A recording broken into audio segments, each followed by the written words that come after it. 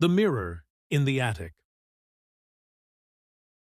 It was late November when Evelyn moved into the old Victorian house on the edge of town.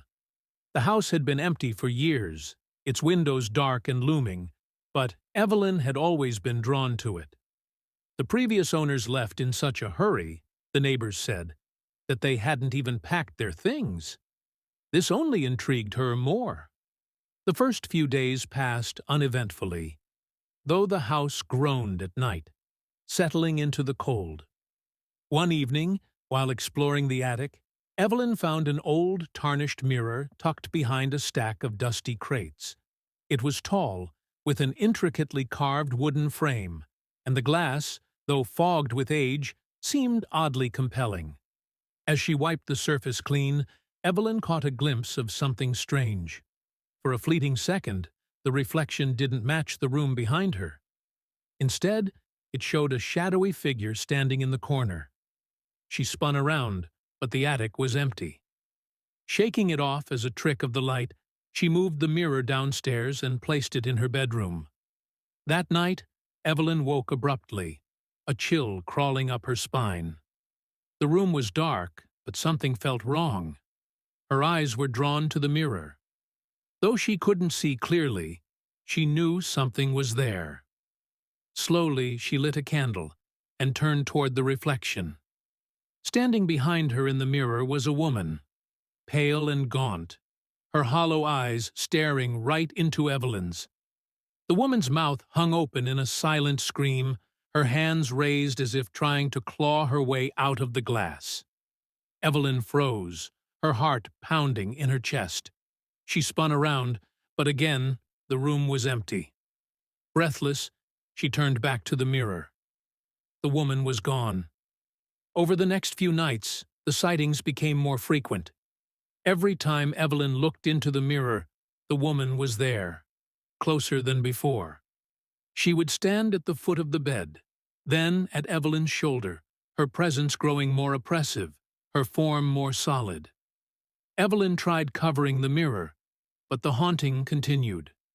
She could hear whispers at night, soft and pleading, as if the woman was trying to speak, but couldn't. Desperate for answers, Evelyn dug through the attic, searching for anything that could explain what was happening. She found an old diary, its pages yellowed and brittle. It belonged to a woman named Margaret, who had lived in the house nearly a century ago. The last entry chilled Evelyn to the bone. He comes to me in the mirror. I see him there, watching, waiting. He's not human. Not anymore. I can't escape him.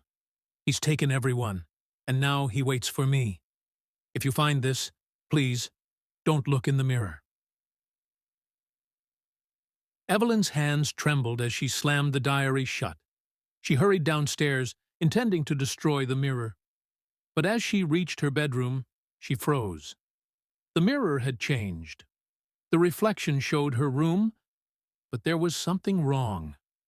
The colors were muted, the walls warped, as if the room on the other side had decayed. And there, standing at the foot of her bed, was not just the woman, but something far worse. Behind the woman, towering and twisted, was a figure cloaked in shadow. Its face was obscured, but its eyes glowed faintly in the dim light. Evelyn stepped back, her breath quickening. The woman in the mirror raised her hand, pressing it against the glass, her expression desperate.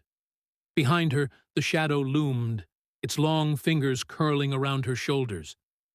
And then it happened. The woman's mouth moved, forming a single word. Run. But it was too late. The shadow turned its gaze toward Evelyn, its eyes locking onto hers. Slowly, it began to move, its hands pressing against the glass as if testing its boundaries. A faint crack appeared in the mirror's surface, spreading like a web. Evelyn stumbled backward, her heart hammering in her chest. The glass shattered. For a moment, all was silent. Then, from the shards on the floor, a cold, whispering voice filled the room. I've found you. and the lights went out.